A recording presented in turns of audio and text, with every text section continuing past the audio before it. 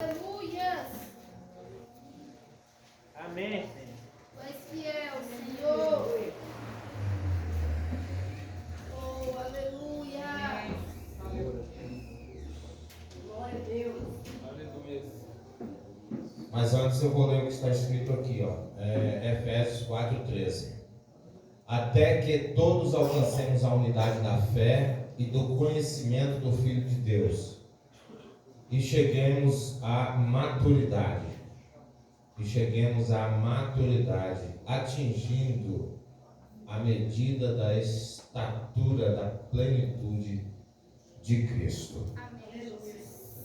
Fala de uma progressão, um treinamento, assim, algo que nós devemos continuar, para alcançar essa unidade de fé, uma maturidade de fé.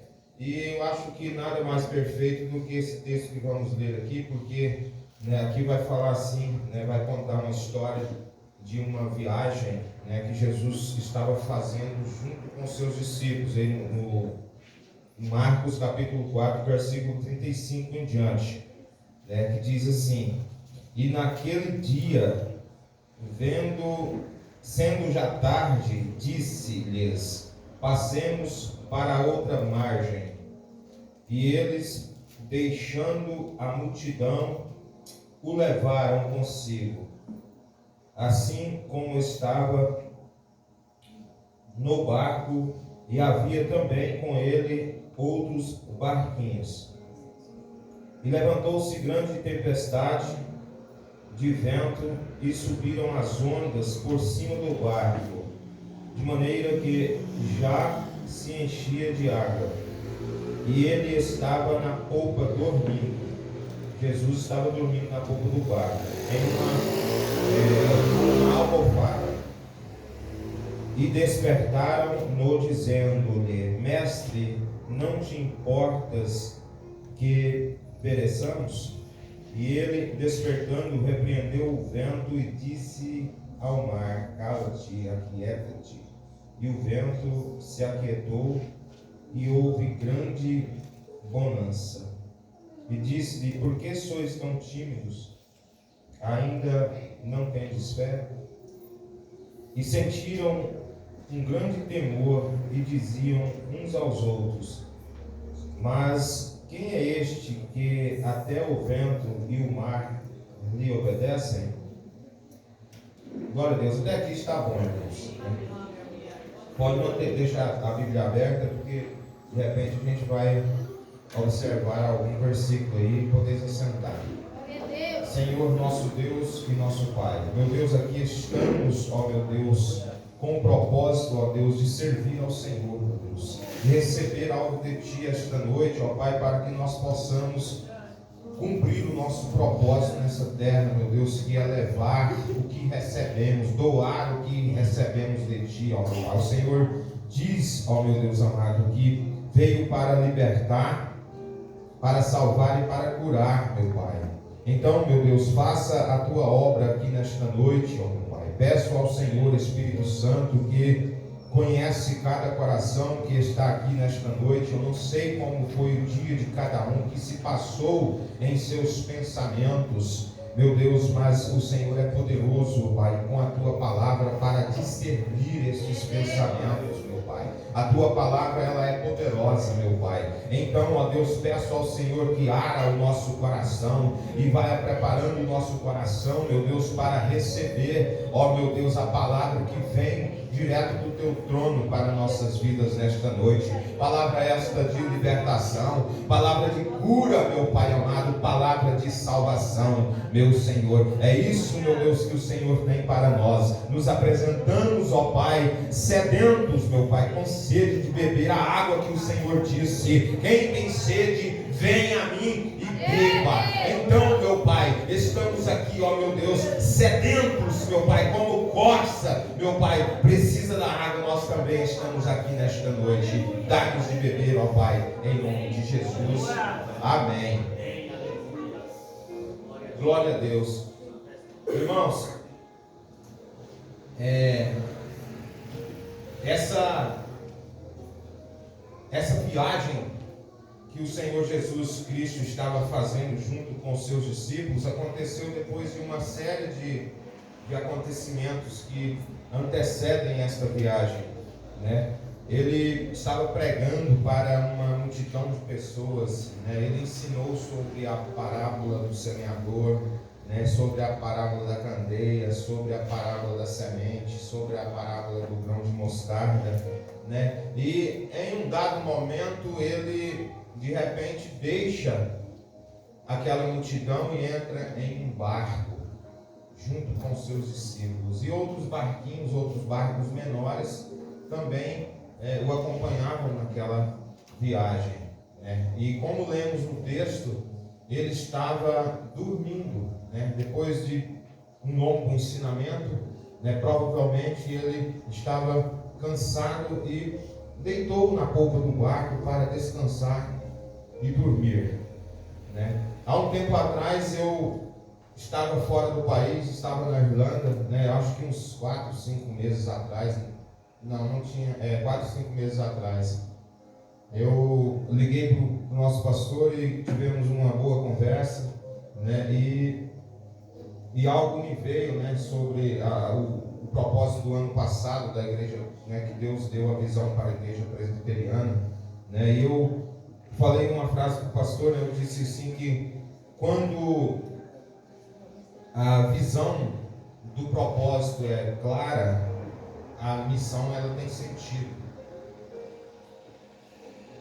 E esses discípulos que estavam indo com o Senhor Jesus, eles mal sabiam que estavam acompanhando o Senhor Jesus em uma grande missão. Quando nós aceitamos o Senhor Jesus como Salvador, a nossa vida passa a ser uma vida de aventura, porque confiamos a nossa fé em Cristo.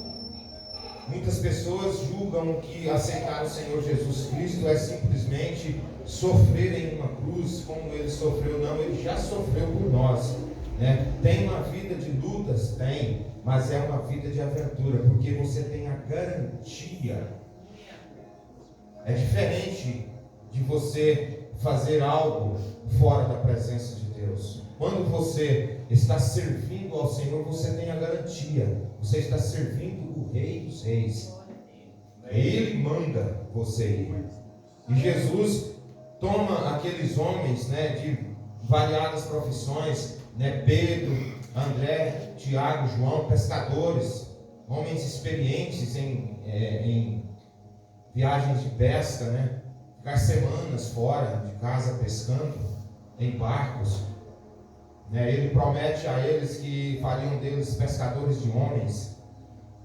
E para Mateus também, que era um publicano, né, que ficava na coletoria de impostos, e tantos outros, ele simplesmente chama aqueles homens sem dar nenhuma garantia a eles e os convidam para seguir Jesus. A rotina daqueles discípulos seria mudada completamente, assim como a nossa, quando nós aceitamos esse convite de seguir a Jesus, né? Muitos passam a seguir a Jesus com suas próprias decisões, mas muitos, como eu, estava preso e amarrado em cadeias e correntes espirituais, com a minha mente cativa e cego espiritualmente, eu jamais conseguiria tomar uma decisão por mim mesmo. No meu caso, a minha libertação aconteceu, né, por causa de alguns princípios espirituais. E esses discípulos estavam exatamente nesta condição. Veja que em uma outra viagem, quando naquela passagem em que eles pescaram a noite toda e não pegaram peixe, e Jesus disse para Pedro: lança a rede aqui, e ele obedeceu e lançou a rede, e a rede veio cheia de peixe, a ponto de que ele ter que chamar os outros para ajudarem, né? Quando Pedro viu aquele milagre, ele se ajoelhou aos pés de Jesus e disse: afasta de mim, pois sou um homem pecador. Ou seja, Pedro estava começando a ser liberto. À medida em que nós começamos a caminhar com o Senhor começa a trabalhar no nosso interior e nós começamos a ser libertos. Assim também como tem uma passagem até mesmo de uma cura, pessoas fazem campanha, né, começam a receber, as pessoas começam a fazer um propósito de oração para a cura de uma enfermidade. Enquanto a pessoa não é curada daquela enfermidade, o Senhor Jesus, o Espírito Santo, está tratando daquela pessoa na alma, em uma outra área específica da vida dela, preparando ela para que ela possa receber aquela bênção. Então jamais chegaremos a essa plenitude antes de uma preparação dada pelo Espírito Santo para nós hoje. E estas viagens que fazemos diariamente com o Senhor Jesus, porque a partir do momento em que entregamos a nossa vida para Ele, nós não damos um passo daqui até aquela porta ali sem o Espírito Santo. Sabe por quê? Porque o diabo, o João, ele anda ao nosso derredor. O apóstolo Pedro disse que ele anda ao nosso derredor.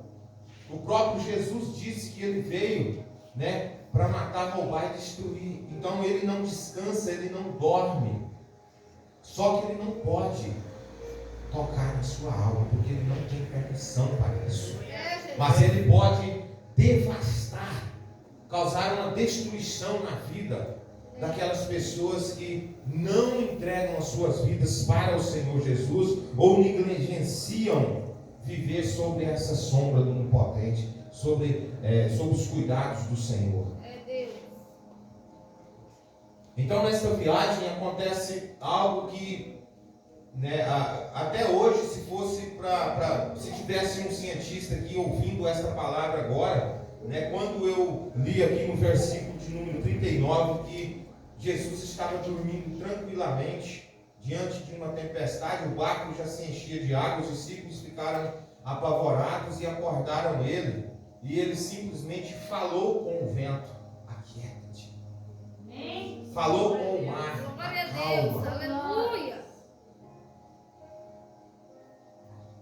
E o vento obedeceu, e os discípulos ficaram apavorados com aquela atitude do Senhor de acalmar o vento. Talvez eles não tivessem ainda presenciado o poder do Mestre, o poder do Senhor sobre as leis físicas da natureza. Então ficaram espantados, disseram: quem é este que até o vento e o mar lhe obedecem? Então a fé daqueles homens estava começando a ser estruturada. Estavam em treinamento. Assim como nós temos experiências de fé. Mas a próxima experiência deles, depois daquela viagem, naquela noite, seria mais terrível ainda. Experiências que cristãos mais velhos já presenciaram. Experiências que eu já vivenciei. Jesus estava levando eles até uma terra chamada Gadara, para realizar ali uma única obra. Mas que através de uma única obra, o reino de Deus ganharia um crescimento extraordinário. Porque não sou só eu quem faz a igreja crescer. Primeiro é o Espírito Santo que opera em cada um de nós. Talvez o irmão que nem sabe pregar, não sabe cantar, não sabe fazer nada, mas o testemunho dele fala por ele na cidade. O Senhor Jesus ensinou aí há poucos minutos antes aí, né, podemos dizer assim, na parábola da candeia aí, que não se acende uma luz para colocar uma lamparina, para se colocar embaixo de uma cama, mas sim o velador. Não se edifica uma cidade para colocar em um vale, mas sim em cima de um monte, para que todos a vejam. Jesus prega desta forma e depois em seguida pega os seus discípulos e leva para a experiência real. Se nós definitivamente confiarmos no Senhor, nós podemos ter experiências com Cristo. Mas é preciso nós crermos de todo o nosso entendimento, de todo o nosso coração, Deixar de achar que as coisas que têm acontecido na nossa vida é coincidência. Esses dias eu fiz um favor para uma mulher ali em Goiânia. Ela falou assim, ela colocou a mão na minha cabeça, eu nem conhecia a mulher, falou assim: meu filho, Deus te abençoe. Eu falei: eu recebo, em nome de Jesus. Amém. Então é pela fé. Eu não sei o que aquela mulher tinha no coração quando ela me abençoou. Comece a receber as coisas pela fé. Se Deus está controlando a sua vida, você entregou a sua vida para Cristo, pode acreditar que tudo na sua vida tem um propósito. Você não está sozinho. Glória a Deus. Aleluia. Quando eles desembarcam, no versículo de número 42, quando eles desembarcam, no capítulo número 5, versículo 1, chegaram à outra margem do mar, a província dos Gadarenos, e saindo ele do barco, lhe saiu logo ao seu encontro dos sepulcros um homem com espírito imundo, o qual tinha a sua morada nos sepulcros, e nem ainda com cadeias o podia alguém prender. O estado daquele homem era terrível, né? Segundo está narrando aí a palavra do Senhor. Ele vivia isolado da sociedade daquela pequena província de Gadara, né? E se você estudar mais a fundo, você vai entender que na verdade era uma região conhecida como Decápolis, né? Eram 10 cidades ali em volta. Jesus viajou de um lado para o outro do mar, né? Do lado leste do Mar da Galileia, ou Lago da Galileia, para realizar aquela obra. E interessante que Jesus ele não foi até ali para pregar. Ele havia pregado e ensinado sobre as parábolas do lado de cá do lago. Mas ele foi ali e não disse uma única palavra, não teve ensinamentos, não teve nada ali. Ele simplesmente foi até aquela ilha do outro lado ali, levando os seus discípulos para que eles presenciassem algo. E para que uma grande obra fosse realizada ali. A missão que ele foi cumprir ali ainda não tinha sentido para os seus discípulos. Talvez os discípulos tivessem pensado: nossa, nós saímos de um lugar desse aqui cheio de gente, né? Daqui a pouco vai haver aqui também a multiplicação dos pães, né? Dos peixes, nós estamos muito bem aqui. Entrar em um barco, enfrentar uma tempestade nesta noite, para poder ir até aquela região dos Gadarenos. Ali só tem louco. É um lugar que, né? Eles chegaram lá e encontraram um endemoniado que veio de frente com o Senhor Jesus. E o que aquele homem faz? Quando ele vê o Senhor, ele se prostra, cai de joelhos. E algumas traduções vai dizer que ele o adorou. Mas não o adorou como nós adoramos. Ele não adorou porque amava o Senhor Jesus. Porque naquele momento ali não foi o homem em si que adorou ao Senhor, mas o espírito imundo que estava naquele homem, que se ajoelhou perante o Senhor Jesus, cumprindo a palavra que todo joelho se dobrará, no céu, na terra, no inferno, onde for. Ele se ajoelhou e disse algo para o Senhor Jesus e disse assim: filho de Davi, eu sei muito bem quem tu és o filho do Deus vivo, do Deus Altíssimo. Amém, Senhor. Vieste aqui nos atormentar neste do tempo? Se você observar bem, você vê que o Senhor Jesus, para fazer uma declaração dessa, teria que ser uma pessoa que estivesse andando com ele há muito tempo. Até Pedro demorou muito. Ele perguntou a todos os seus discípulos: quem eles dizem que eu sou? Quem eles andam falando que eu sou? Nenhum deles respondeu. E Pedro disse: o Senhor é o Cristo, o Messias, o Cristo. Aí ele falou assim: bem disseste, porque o que disseste não vieste de carne, mas sim do Espírito. Quando Jesus estava sendo interrogado,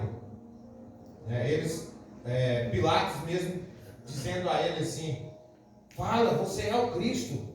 Fala se você é ou não o Cristo. Faça algum milagre, me diz. Jesus simplesmente fala tudo o que está dizendo.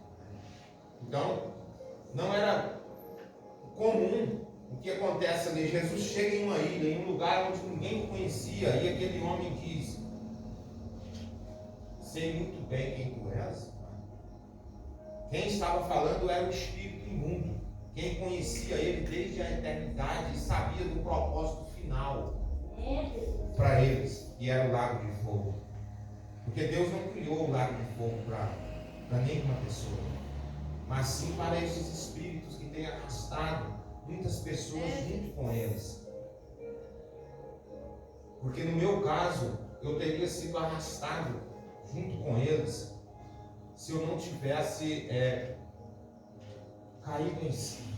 Amém. Mas para você que conhece uma pessoa e que quer uma libertação, o primeiro passo espiritual que eu tomei foi a admissão. Eu admiti que eu precisava da ajuda do Senhor Jesus. Aleluia, Deus. Eu admiti que eu precisava mesmo de um poder maior para direcionar a minha vida. E aí eu decidi entregar todas as minhas vontades e a minha vida aos cuidados desse Deus maravilhoso. Aleluia. Aquele homem não estava em condição de decidir nada, porque ele estava totalmente dominado. Mas com a presença do Senhor Jesus ali, o próprio espírito imundo que estava nele se manifestou. E nessa manifestação o Senhor Jesus disse: cala-te e sai deste homem. E aquele homem foi liberto instantaneamente. Aí mais no final lá vai falar do barco de novo, no versículo 18. Aí entrando ele no barco, rogaram-lhe que o que for endemoniado, que o deixasse estar com ele. Aquele homem, quando ele estava no seu estado de possessão, ele disse que eles eram muitos. Me afastei dos caminhos do Senhor uma vez e voltei a beber. E o que aconteceu? Uma profeta chegou em mim e disse assim: olha, meu filho, é os mesmos que voltaram e trouxeram mais ainda. Então o meu estado, como disse a palavra, foi pior do que o primeiro. O Senhor Jesus disse que uma vez que a pessoa é liberta, que esses encostos, que esse mal deixa a vida da pessoa, se a pessoa não organizar a sua vida,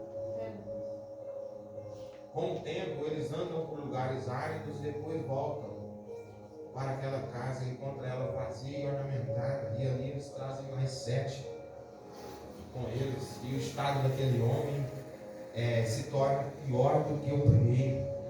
E eu passei por essa experiência. Dentro da palavra. Esta palavra se cumpriu na minha vida. A profeta falou assim: eles voltaram para a sua vida e trouxeram mais ainda. Uma vez você foi liberto, estava uma bênção na igreja, meu filho. O que você fez? Eu disse: eu não sei, eu caí. E eles vieram então e me dominaram. Agora só tem uma solução para você: voltar de novo para a luz, para que esses trevas saiam da sua vida. Amém. Glória a Deus. Glória a Deus. Aleluia. Não tem médico, não tem psicólogo, não tem ninguém que pode te ajudar.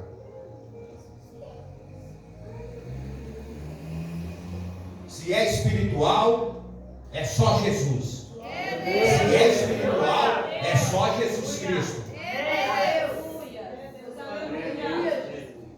Glória a Deus.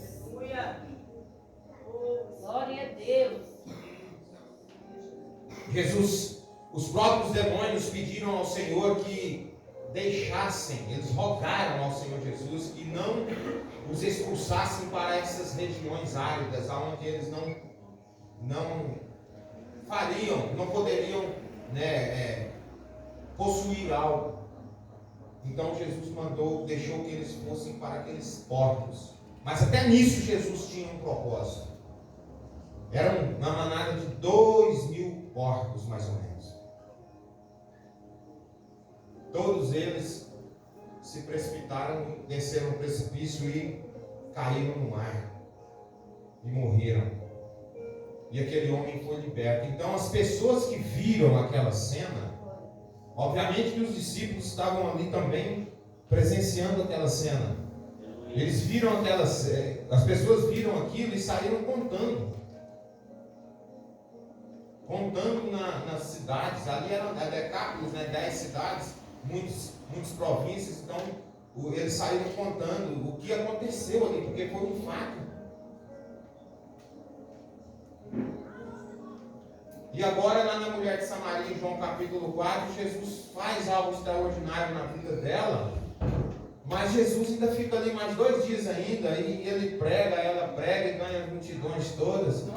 E ali Jesus não ficou. Aquele homem foi liberto, Jesus terminou a obra de libertação daquele homem, entrou no barco novamente, aquele homem entrou atrás de Jesus e disse: eu quero ir com o Senhor, me leva com o Senhor. Depois de fazer uma refeição e ser visto em pleno juízo, olha só o versículo 15, e foram ter com Jesus e viram o endemoniado, o que antes estava endemoniado, o que tivera a legião, assentado, vestido, em perfeito juízo. E eles temeram. A situação em que eles me viram nas ruas em Anicuns era de assustar.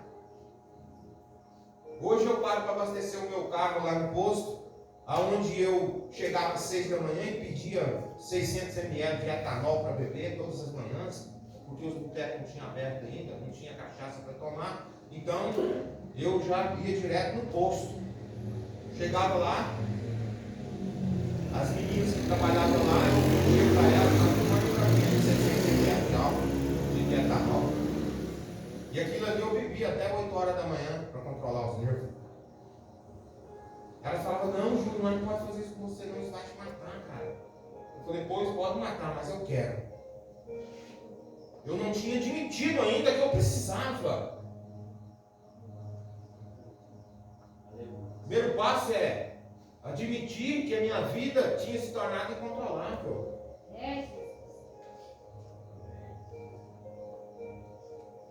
Quando eu não tenho mais controle sobre a minha vida, eu preciso entregar ela nas mãos de quem tem controle. De quem fez, de quem construiu, de quem tem o manual.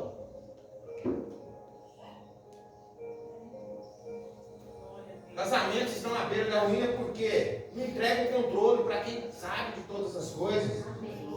Os filhos perderam o controle nas escolas, desobedecem os pais. Por quê? Porque não entregou o controle, já não tem mais controle. Quem não tem controle tem que entregar o controle para Deus. Porque a minha vida tinha se tornado incontrolável. Os meus pés rebentaram bolhas, ficou na carne viva. Fediam meus pés, onde eu chegava, meus pés estavam soltando o couro. O médico falou assim que daqui 6 meses eu morreria.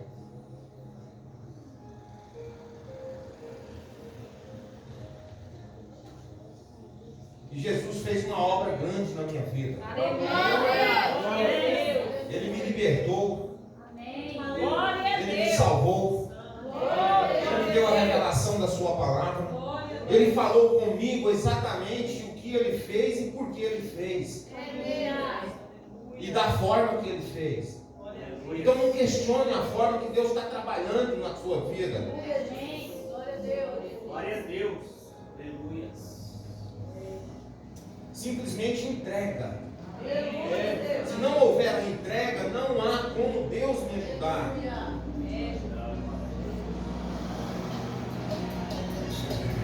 E aquele jovem, ele entra no barco e quer ir com o Senhor Jesus a todo custo.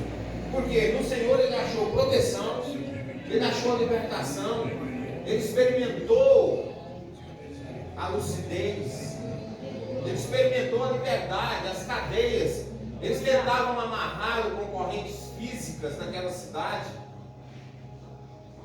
porque ele não saía do cemitério, ele vivia nos sepulcros. Era o único lugar que não tinha gente viva, porque o estado dele era tão crítico que aonde tinha gente viva ele era insuportável. Ninguém gostava daquele homem, não aguentava. Os espíritos que atuavam na vida dele fazia dele um ser desprezível. Então ele queria a todo custo, porque quem recebe algo de Cristo não quer ficar longe dele, quer ficar perto. Glória a Deus. Ele queria a todo custo ir com o Senhor Jesus, voltar, mas sem saber para onde Jesus ia, porque o próprio Senhor Jesus disse para muitos que queriam segui-lo. Muitos falaram: Senhor, eu vou largar tudo para te seguir. Ele falou: não, você não sabe o que você está falando. Eu não tenho nem onde dormir. O filho do homem não tem onde pousar a cabeça. Você tem sua fazenda aí, tem seu pai que tem dinheiro. Esses aqui foi porque eu não dei nenhuma garantia para esses pescadores que estão me acompanhando aqui. Ó. Eles tinham uma empresa pesqueira e nunca ganhavam. Ganhavam muito dinheiro, viviam muito bem. E hoje eles estão me seguindo aí. De vez em quando eles me perguntam o que eles vão ganhar. Eu falo para eles: vai ganhar o quê? A vida eterna. Alguém vai ganhar a vida eterna? Então, uma vez com Cristo, irmão, não tem outro jeito. Eu ainda dei aquele vacilo ali, que quase.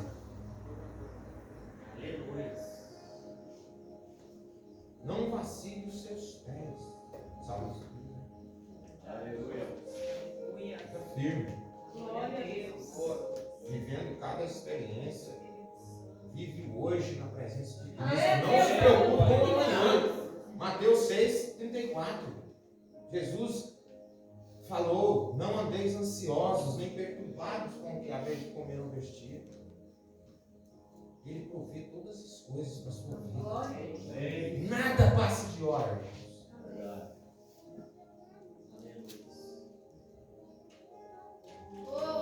Então Jesus falou para ele: não, você não vai não. Você vai ficar aí, enganado. Nossa, e agora, hein? Estou vestido diferente, estou liberto. Não fica aí, vai para a casa dos seus pais. Aquela obra foi tão magnífica que Jesus não precisava pregar ali. Ele podia ir embora e confiar no que ele fez. Porque aquele homem, o testemunho dele salvaria todas as pessoas que queriam saber o que aconteceu, rapaz. Você não era aquele cara. Quem sabia até se tinha morrido. É isso que Jesus faz quando ele chega. Aleluia, Pai. Glória a Deus. Aleluia. Aonde ele chega, ele transforma. Glória a Deus. Enquanto nós estamos preocupados com coisas banais, ele está querendo nos revelar. Amém. Coisas inefáveis, coisas que não têm preço, coisas que o dinheiro não pode comprar. Glória. Assim que nós nos colocarmos nessa posição de fé, de entrega, Amém. de entrega, a minha vida não me pertence mais. Amém. Aí ele tem liberdade para trabalhar. O que acontece é isso, irmãos. Muitas vezes servimos ao Senhor por anos e nada acontece. Por quê? Eu estou dirigindo a minha vida. O Espírito Santo é todo dia querendo fazer algo por mim, querendo me levar numa experiência nova, dizendo vai, eu acho que é do meu jeito. Não dá. Você pode experimentar, irmão. Se vier o vento, ele acalma. Se vier a tempestade, ele acalma. Ele acalma. Aleluia. Nada assombra o nosso Senhor.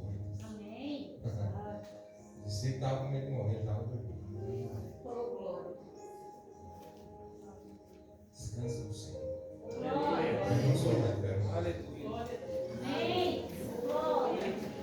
Glória a Deus. É santo, Senhor. Quem não aceitou Jesus e quem quiser reconciliar, pode vir aqui na frente. Os pastores estão aqui, vão orar com você.